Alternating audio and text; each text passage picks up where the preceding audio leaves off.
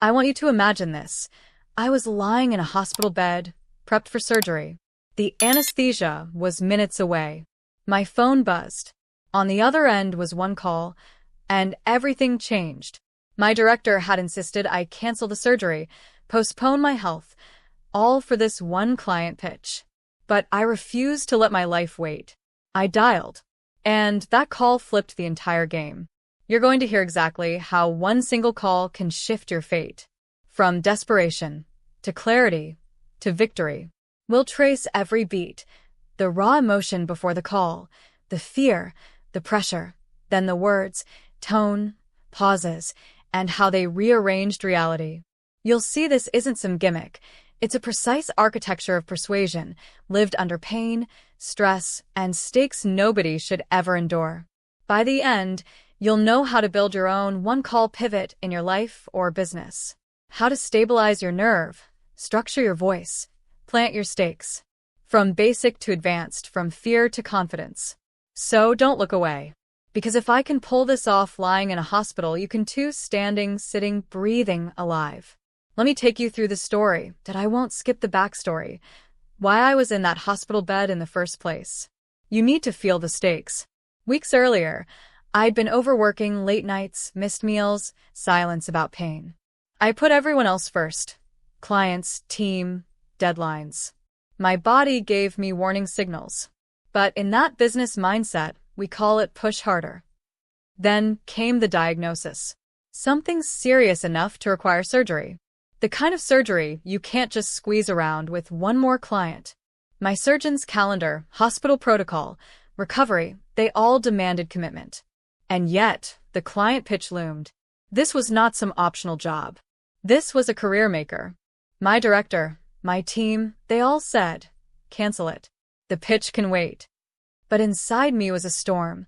Fear, frustration, regret, ambition, all tangled. Which part of me would win? The body pleading for rest, or the mind refusing to lose momentum? I chose conflict. Because if I let go now, the momentum would evaporate. If I pushed ahead, I might lose myself physically. That's the war zone we stepped into. You need to sense that tension. Because persuasion doesn't live in neutral ground. It lives in pressure, in danger, in urgency.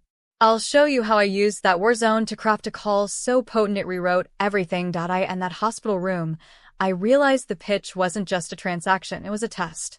A test of conviction, of voice, of whether I'd let fear override value. I sat upright, heart pounding, oxygen tubes humming. I told myself, if I don't do this, I might never get back.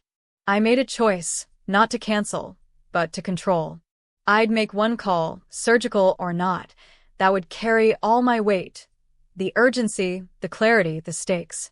I rehearsed in my mind. What do I want? What do they want? What's fair? What's urgent? What's non-negotiable?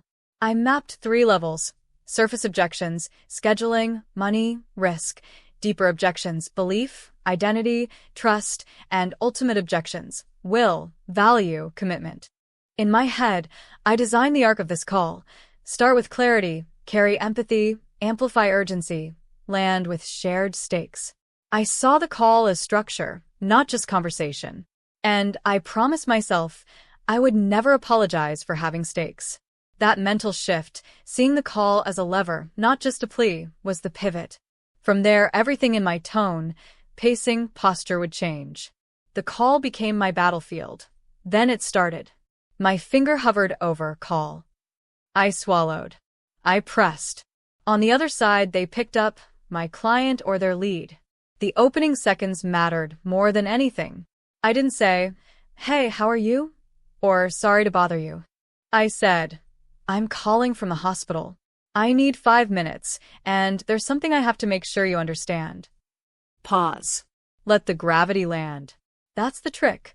Open with a fact that reframes the entire conversation. The hospital detail reframed, this call isn't about small talk. It's about something real. Then I said, we have a chance right now to do something bold together. I've arranged things so we don't waste time. I forced the frame. We're not negotiating casually. We're solving a high-stakes problem together. I used short sentences, simple language. I enforced silence after key lines. I let the weight of what I said live a little before filling spaces. I didn't rush. I held tension. I let them sense, this is urgent. That opening, hospital plus bold move plus shared stake, gave me permission to steer. It set the emotional context. It made sure they knew. I'm serious. They pushed back. They asked about logistics, time, backup plans. Is this safe? What if something goes wrong? Can we reschedule? These were small darts, but my body was bruised, my mind already fatigued. I answered with clarity and empathy. I understand that concern. Let me explain how I've assessed that. The team is on standby. The backup plans exist. But here's what matters more. If we don't act now, we'll lose momentum. The window closes. I layered narratives, past wins, client transformations, the risk of delay. I reminded them of what they told me. You promised impact. I made them feel their own urgency again. I didn't push with desperation. I pushed with logic, with mutual value. I invited them to co-own the risk. Then deeper. If someone else solves this faster, if the competitor speaks to them while we're waiting, I don't want to let that happen. I'd rather do this together now than lose that opportunity. I called out time, competition, scarcity.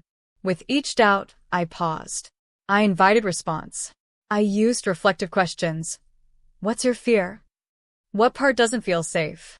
I mirrored, then offered clarity. And always, I tethered back to the stakes and shared goals. After clearing objections, came the moment of truth. I said, here's what I propose. We lock this in right now. We begin work immediately, even while I recover. But I need your commitment, not later. Now. If you're in, I'll deliver. Pause. I didn't rush to fill silence. I let them weigh. I offered two options. Yes or no. No is safe. Yes is bold. But only one moves us. Then I painted possibility. If you say yes now, in 6 weeks, we'll be launching, getting traction, driving results. If you say no, we slide. We miss the window, we chase from behind. Which do you choose? I forced contrast. I reinforced fairness. I'm going in full.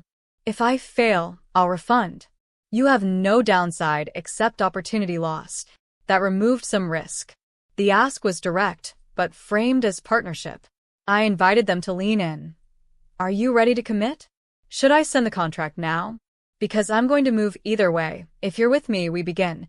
If not, we fold, and I wish you well. They said yes. Not immediately, but after a breath, after wrestling. We mapped next steps.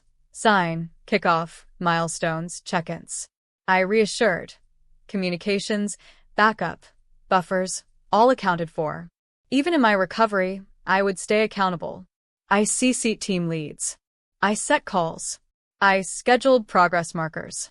I made sure they felt, we are in motion, not waiting. Because momentum is everything.